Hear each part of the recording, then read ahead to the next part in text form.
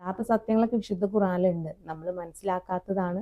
തന്നെ 20 പറയുന്നത്. അവൾ പറഞ്ഞു, എനിക്കെങ്ങനെ ഒരു ആൺകുട്ടി ഉണ്ടാകും? യാതൊരു മനുഷ്യനും എന്നെ സ്പർശിച്ചിട്ടില്ല. ഞാനൊരു ദുർനടപ്പുകാരിയായിട്ടുമില്ല.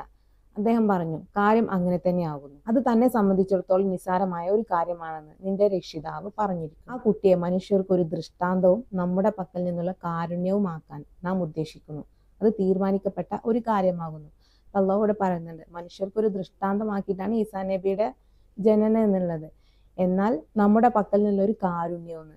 യഥാർത്ഥ ദൃഷ്ടാന്തം പറയുമ്പോൾ പാറക്കുള്ളിൽ നിന്നും ജീവനുള്ള ഒട്ടകത്തെ കൊണ്ടുവന്ന അള്ളാഹുവിന് തീർച്ചയായും ഇത് നിസ്സാരമായ കാര്യമാണ്. ആദം നബിയെ കുറിച്ചും ഈസാ നബിയെ കുറിച്ചും ഒരേ ഗണത്തിലാണ് വിശുദ്ധ ഖുർആൻ പറയുന്നത്. അതിനെ നമ്മളൊന്ന് ആലോചിച്ച് നോക്കുക, എന്തായിരിക്കും അങ്ങനെ പറയാൻ കാരണം എന്നുള്ളത്. ആദം നബിയെ അള്ളാഹു നേരിട്ട് ആത്മാവ് ഊതി, എന്നാൽ ഈസാ നബിക്കോ ജിബ്രീൽ മുഖേനയാണ് ആത്മാവ് ഊതിയത്. ഇനി അതിൽ തന്നെ 35 പറയുന്നത്, ഒരു സന്താനത്തെ സ്വീകരിക്കുക എന്നത് അള്ളാഹുവിനുണ്ടാവുന്നതല്ല. അവൻ എത്ര പരിശുദ്ധൻ! അവൻ ഒരു കാര്യം തീരുമാനിച്ചു കഴിഞ്ഞാൽ അതിനോട് ഉണ്ടാകൂ എന്ന് പറയുക മാത്രമാണ് ചെയ്യുന്നത്. അപ്പോൾ അതുണ്ടാവുന്നു. ഈസ പറഞ്ഞു, തീർച്ചയായും അള്ളാഹു എന്റെയും നിങ്ങളുടെയും രക്ഷിതാവാകുന്നു. അതിനാൽ അവനെ നിങ്ങൾ ആരാധിക്കുക.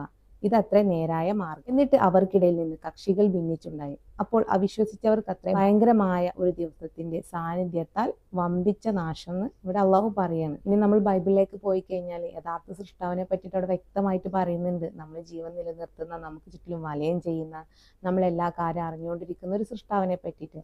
ആ സൃഷ്ടാവിനെ ആരാധിക്കാനാണ് യഥാർത്ഥത്തിൽ ബൈബിള് പറയുന്നത്. ആ ഒരു സത്യം മനസ്സിലാക്കിയില്ല എന്നതാണ് തെറ്റ്.